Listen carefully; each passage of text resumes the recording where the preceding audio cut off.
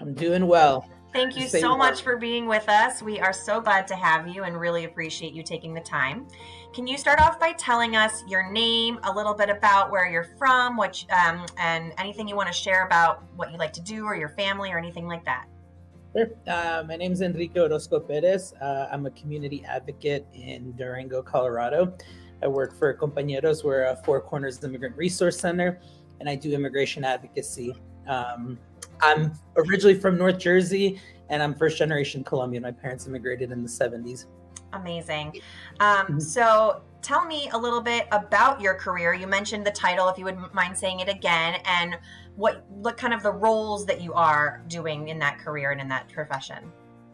Yeah, so immigration advocacy, what we're doing is creating platforms for a marginalized community who typically doesn't have a seat at the table. We're creating those seats by basically power building in communities. We're also trying to change laws and policies in the state of Colorado that will make it a more welcoming place for immigrants. And I help immigrants navigate certain systems and also help find certain resources, because what people don't know is most immigrants don't, can't participate in a lot of our social safety programs.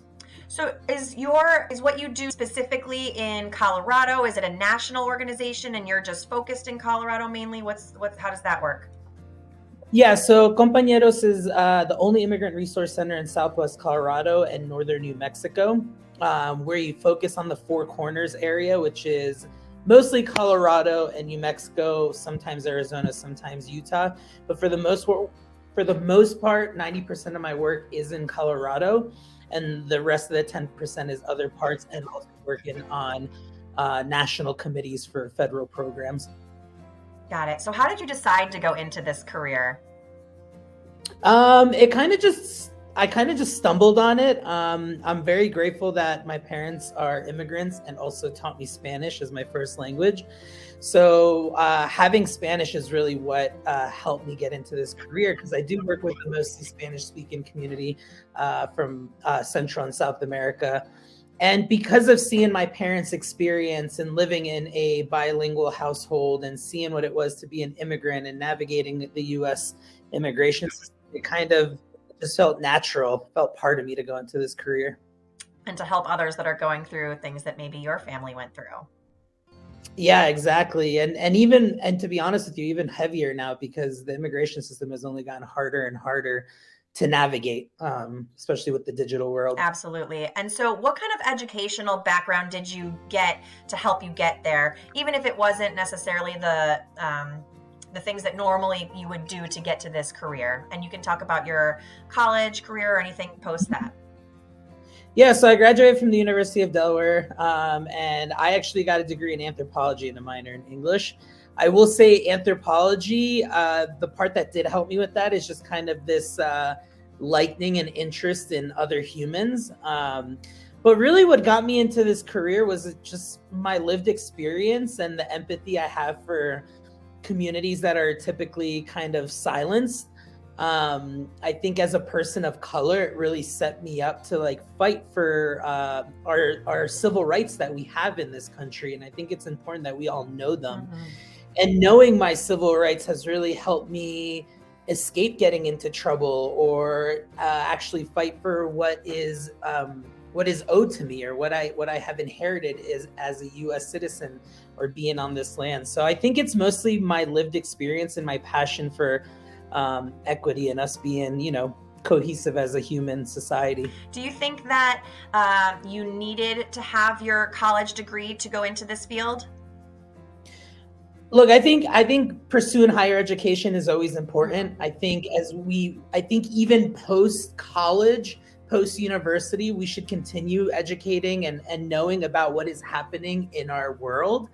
Um, I will say that for this career, not necessarily, but I can see how people who have gotten a degree in like um, certain topics like social services and human rights work and studies, I think it has benefited them more. And it took me longer to get a foothold in this career just because I had to learn certain things that I maybe could have learned in the classroom.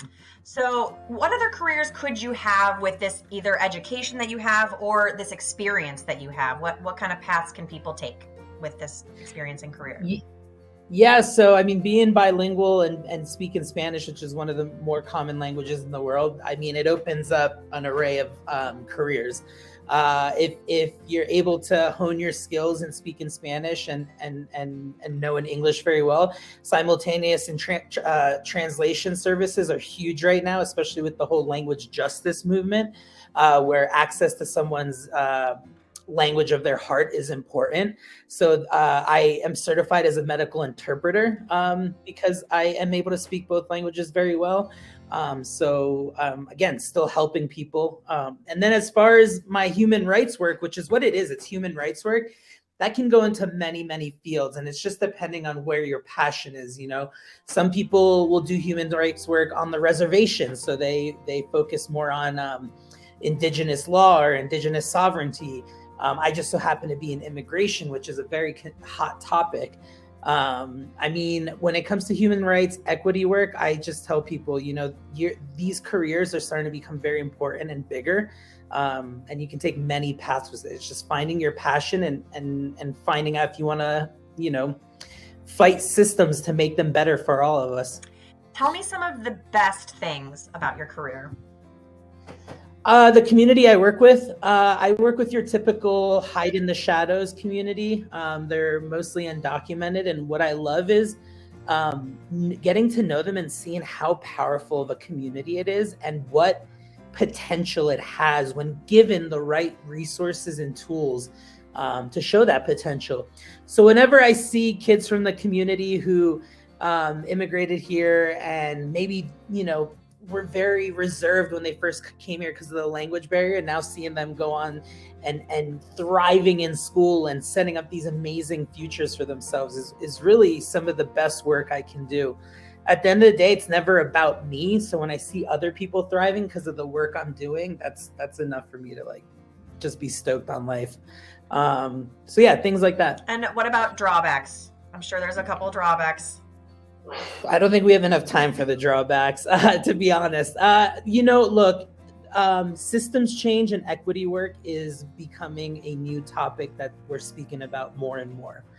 At the end of the day, it's a very daunting career in the sense that you are fighting against these big oppressive systems that have been in place for what feels like centuries now, you know? And so the work is more heavy than it is uplifting.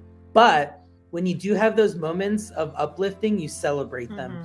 And those celebrations, you lean into them hard. But I have to go against people that have never had their spaces agitated before. So think these older ways are the way to do it when they're actually causing harm to marginalized communities.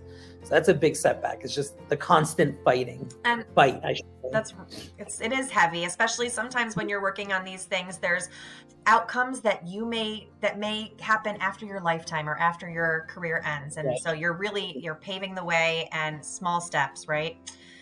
Absolutely. So lastly, if a student wanted to go into a field like this, a career like this, maybe someone who's also bilingual, what kind of advice would you give them? Yeah. So, look, I always tell people, you know, there's two things that I really, really find important in this. First, go into this career because it's your passion. You know, a lot of the work that is very important in this world doesn't get enough praise, such as teachers, FYI, is work that you're not going to live lavish lifestyles. You're not going to be, you know, buying yachts and stuff, but what you are going to be is shaping a future that's going to be better for your kids, be better for generations of kids. It's about being selfless. If you can be selfless, then you're in the right career. And on top of that, take care of yourself too. We want to do this work and we want change constantly, but change is slow. And if we're not taking care of ourselves and being good to our own bodies and our own minds, then we're not going to be good for anyone in our community.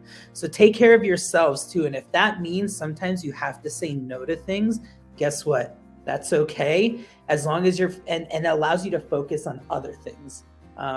So I would definitely take care of yourself and be as selfless as you can. Those are great words of wisdom and honestly for life, right?